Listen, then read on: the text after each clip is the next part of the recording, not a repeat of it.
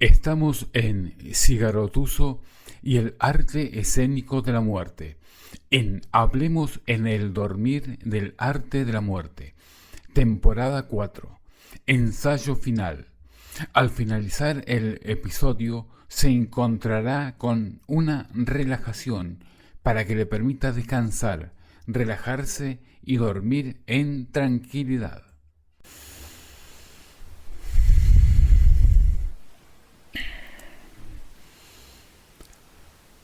Desde su origen, la filosofía constituye una reflexión acerca de los principios de la realidad, pero también se ha ocupado de reflexionar acerca de los últimos momentos de la naturaleza humana. Desde que el hombre es tal, la muerte ha sido objeto de temor y de ritualidad. Reflexionar sobre nuestra muerte es reflexionar acerca de nuestra vida. La muerte es una dimensión de la vida. Ella es nuestra compañera más fiel, la única que nunca nos abandona, puesto que puede sobrevivir en cualquier momento. Rechazar la muerte hasta el extremo es negarse a vivir. Para vivir plenamente hay que tener el coraje de integrar a la muerte en la vida. Entre los filósofos presocráticos, Heráclito destaca por haberse ocupado tempranamente del cambio de la materia. De él, la sentencia que expresa que nadie se baña dos veces en el mismo río es una de las más conocidas y, con ella, el apodado oscuro indicó que el camino de la materia es inherente a la materia misma. Sócrates fue el primer mártir de la filosofía y fue también quien inauguró la tradición del pensamiento hacia la muerte. El encuentro de Sócrates con la muerte está documentado en el diálogo Fedón. Sócrates, reconocido por la consistencia entre su obrar y su pensar, como se sabe, fue juzgado por no reconocer a los dioses atenienses y por, supuestamente, corromper a la juventud. Con tales acusaciones, fue condenado a morir ingiriendo una infusión de cicuta, un potente veneno de la época.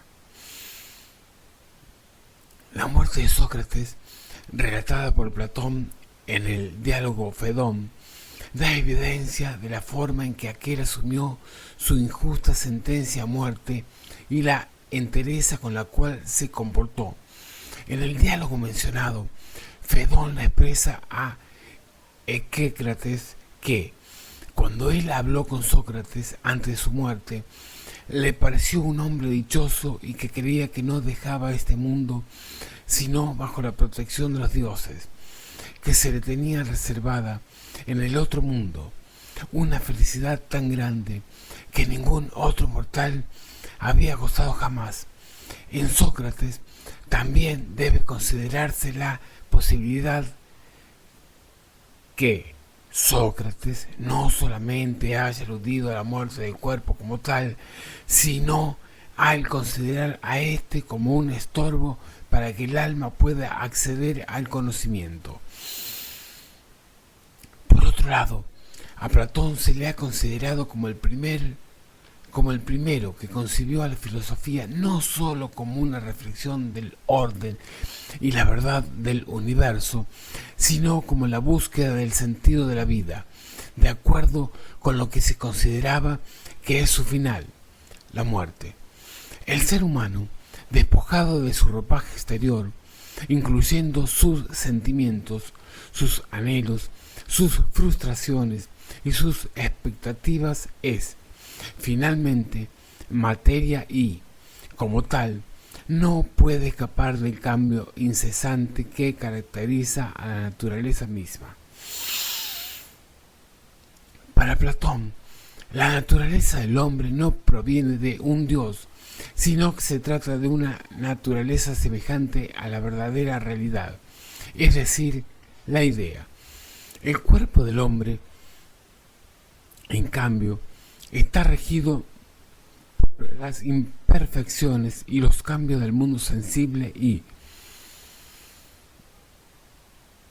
aunque Platón considera que el alma, al participar de lo divino, es conciencia cognoscente, llamada racional, y, por otro lado, el cuerpo no es sino la fuente de la irracionalidad, por sus demandas biológicas, sus pasiones y sus fantasías sensoriales. Por todo lo anterior, el trabajo de cada hombre consiste en desembarazarse de las demandas corporales mediante una práctica de autoconocimiento, moderación en las acciones y búsqueda de la verdad y, sobre todo, un sometimiento del cuerpo al alma y de ésta a las normas del logos y del bien cuyo modelo es la idea. Para Aristóteles, el alma no existe por un lado y el cuerpo por otro lado, sino que ambos existen exclusivamente en la sustancia llamada hombre. Según Aristóteles, la distinción entre alma y cuerpo solo puede ser pensada. Por lo demás, el alma no puede existir sin el cuerpo, razón por la cual, para Aristóteles, el alma no puede ser inmortal. El alma es concebida como acto de los cuerpos que poseen la vida en potencia y como forma, en tanto es la forma del cuerpo material. Así, en cuanto que acto, el alma es forma y, en cuanto que forma, es sustancia, en el sentido de la forma de un cuerpo que posee la potencialidad de la vida. La diferencia entre el ser animado y el ser inerte es que el primero realiza una serie de funciones o actos propios del vivir. La mayoría de los seres humanos creen en Dios, es decir, no son ateos y, por tanto, en la mayoría de los casos creen en algún tipo de trascendencia y esta es una idea poderosa en cuanto ayuda a vivir. Ayuda de alguna manera a soportar el temor a la muerte y, por tanto, a hacer frente al sufrimiento y a la desesperación. Con base en los escritos de Nietzsche, se considera que la muerte no nos deja descansar. Es la pérdida de la esperanza, entendiendo a esta como la posibilidad a secas o como la posibilidad de otro horizonte posible. La muerte es la ausencia de otro horizonte posible, dentro del horizonte de la vida que es, al menos, nuestro límite. Por siempre hay posibilidades de otra mirada. En Hegel, la muerte no existe como tal, ya que la explicación de la dialéctica hegeliana, con base en la transformación constante de la materia, asume a la muerte como un paso natural en el devenir de la materia.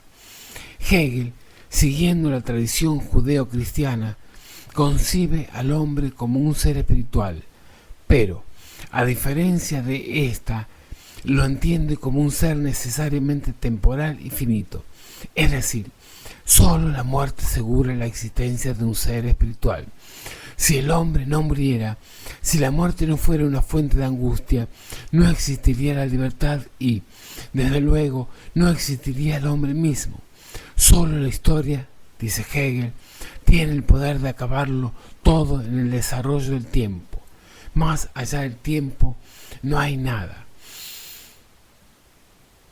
El Capital es un libro que ha sido pensado, en algunos casos, como una obra árdida, destinada a los estudiosos del tema, y aparentemente nada tiene que hacer ahí la muerte.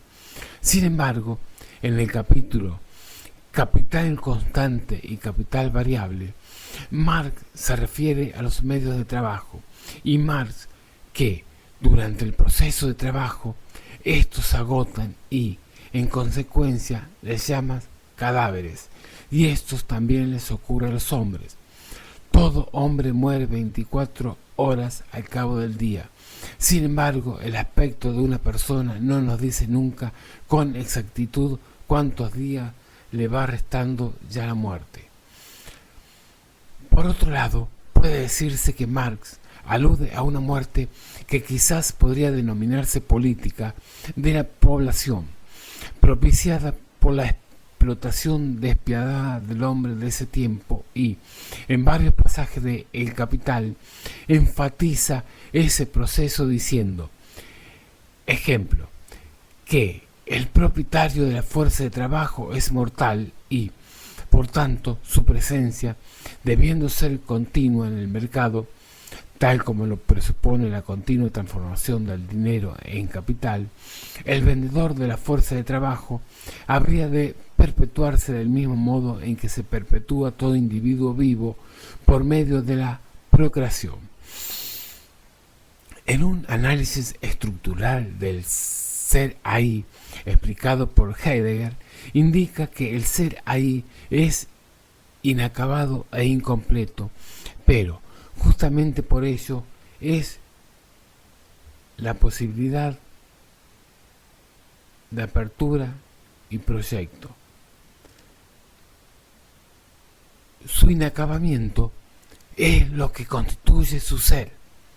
¿Cómo hablar de la totalidad de un ente en cuyo ser radica ser inacabado? ¿Implica esto señalar que el ser ahí solo logra su acabamiento al morir? No, la muerte no es, para Heidegger, el acabamiento del ser ahí, simplemente y sencillamente porque la muerte no es algo que llega al ser ahí después, al final de su vida. De hecho, la muerte no es un fenómeno que el ser ahí puede llegar a experimentar. Esto ni siquiera a través de la muerte de los otros, pues, vista como un fenómeno que sucede a los otros, no necesariamente me remite a asumir que la muerte es siempre mi posibilidad. Ver la muerte como algo que sucede fuera de mí constituye en realidad la visión que el uno tiene de la muerte.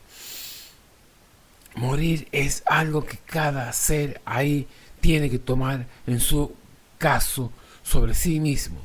La muerte es en la medida en que es esencialmente en cada caso la mía.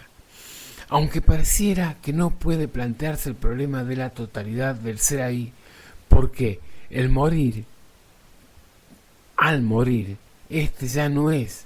No obstante, es justamente la muerte como estructura del ser lo que no se puede llevar a hablar de la totalidad del ser ahí y aún explicarla. En este sentido, no podemos comprender la muerte como un fenómeno que el ser ahí no posee mientras vive y que, en un momento dado, se le inserta en su ser como si algo le hubiese faltado o viniese a completarle. Cuando Heidegger habla de la totalidad, no se refiere a que al ser ahí le falta algo y, al ser agregado, lo que le falta puede ser entonces una totalidad. El filósofo, por sus conocimientos, puede comprender a la muerte como parte de un proceso de la vida misma. Sin embargo, esa comprensión puede no eliminar el sentimiento de pérdida o de ausencia o inclusive el dolor, ya que éste es ajeno a la razón, es decir, el sentimiento y la razón caminan por ejes paralelos y el primero no depende de la segunda o al revés, pero lo anterior quizá pueda decirse que el dolor y el sentimiento pueden ser comprendidos, pero no controlados. Epicurio decía, la muerte no es real ni para los vivos ni para los muertos, ya que está lejos de los primeros y, cuando se acerca a los segundos, estos han desaparecido ya. A pesar de ello, la mayoría de la gente unas veces rehúye a la muerte viéndola como el mayor de los males, y otros la desembocan por medio de la desgracia de la vida. El sabio, por su parte, ni desea la vida, ni rehúye el dejarla, porque para el vivir no es un mal, ni considera que lo sea la muerte. Y así, como entre los alimentos no escoge los más abundantes, sino los más agradables, del mismo modo disfruta no del tiempo más largo, sino del más intenso en placer. Homero escribió las famosas obras épicas, la Odisea y la Ilíada, donde el sueño lo llama hermano de la muerte. Pitágoras, el hombre es mortal por sus temores e inmortal por sus deseos. Séneca, nada es tan cierto como la muerte. San Agustín, todo es incierto, solo la muerte es cierta. Frida Kahlo en su diario antes de morir: espero alegre la salida y espero no volver jamás. Proclama Max Morven: a lo mejor todo lo que nos ocurre en la vida no es más que una larga preparación para abandonarla. Fernando Pessoa, en el libro El desasosiego: en lo que nace, tanto podemos sentir lo que nace como pensar en lo que ha de morir. El filósofo alemán Martin Heidegger decía que lo más recomendable es que los seres humanos acepten con conciencia y libertad el camino hacia el final, porque al morir el hombre se asegura del supremo poderío de su libertad, cierta y temerosa para morir. Entonces, al morir el hombre acepta su realización. El hombre se asegura del supremo poderío de su libertad, cierta y temerosa para morir en la muerte. Tomás de Aquino habló del mal que representaba la muerte, simplemente por el hecho de que con ella se acaba la vida. La muerte es más grande de las desgracias humanas. Palabras claras sobre la visión que el principal representante de la enseñanza escolástica tenía sobre la muerte. Mantenemos la muerte desligada de nuestra vida, aunque es una etapa más de ella. Es lo que cree la antropóloga María Getino, quien durante 3 años convivió con pacientes graves y sus familiares para averiguar cómo se prepara para la muerte un enfermo de cáncer en estado terminal. Si algo que no se dice que está en el imaginario social, además cuando ocurre siempre le sucede a los otros, y cuando nos llega nos damos cuenta de una serie de problemas o de situaciones y lo vivimos mal. Pero esto pasa porque socialmente no nos educa para ello. Creo que hay que traspasar situaciones de duelo para poder entender muchas cosas sobre la muerte y ser consciente de que somos mortales. Así dice el Bhagavad Gita: nunca nació el espíritu ni nunca dejará de ser. Nunca hubo tiempo en que no fuera, pues, sueño con el principio y el fin. Sin nacimiento ni muertes ni mudanzas, permanece el espíritu por siempre. La muerte no lo toca, aunque parezca muerta la casa en que mora. Comentario del Evangelio por San Agustín. Sobre el Evangelio de Juan, número 49:15. El que cree en mí, aunque haya muerto, vivirá.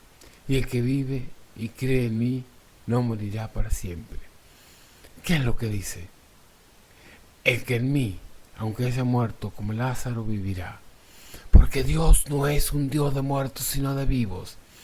Ya respecto a Abraham, Isaac y Jacob, los patriarcas muertos hacía tiempo, Jesús había dado a los judíos la misma respuesta: yo soy el Dios de Abraham, Dios de Isaac, Dios de Jacob, no Dios de muertos sino de vivos, porque para él todos están vivos. Lucas 20:38. Cree, pues, que aunque mueras vivirás, pero si no crees, aunque estés vivo, estás realmente muerto. ¿De dónde le viene la muerte al alma? De que ya no tiene fe. ¿De dónde le viene la muerte al cuerpo? De que el alma ya no está en él. El alma de tu alma es la fe.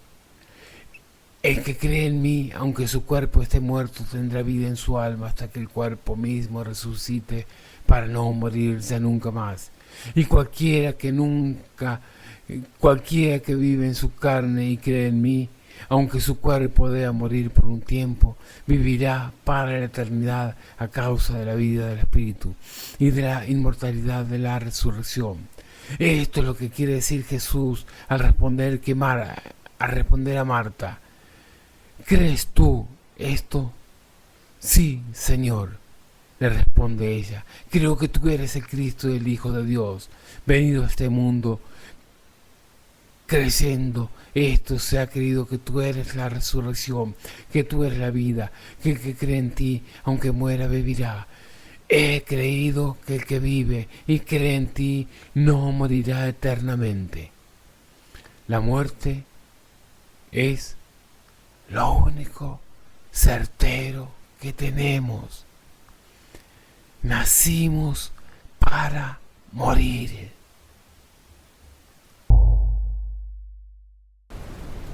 Gracias por escuchar Cígaro Tuso y el arte escénico de la muerte.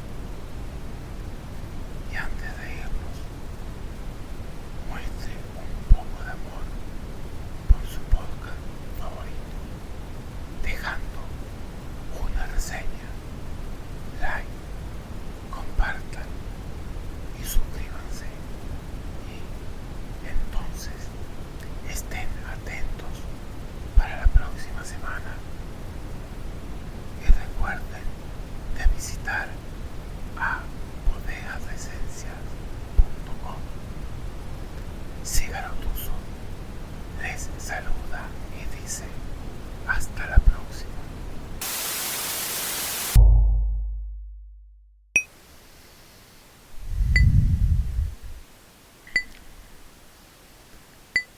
Comience por concentrarse en su respiración, adentrándose en ella. Con cada respiración, internese más y más. Profundice en un estado sereno, relajado y hermoso. Vaya sumiéndose cada vez más hondo en ese estado. Concéntrese en su respiración. Vaya cada vez más hondo con cada respiración. Mientras hace esto, relaje todos sus músculos y sienta cómo va más y más hondo. Relaje sus músculos faciales y su mandíbula. Una gran cantidad de tensión está almacenada en esta área. Relaje todos los músculos de su cuello. Esta área almacena mucha ansiedad y tensión. Relaje completamente esos músculos. Relaje ahora los músculos de sus hombros. Deje que se sientan livianos, sueltos, totalmente relajados. Relaje ahora los músculos de sus brazos y de su espalda, tanto los de la parte superior como los de la parte inferior de su espalda. Relájelos completamente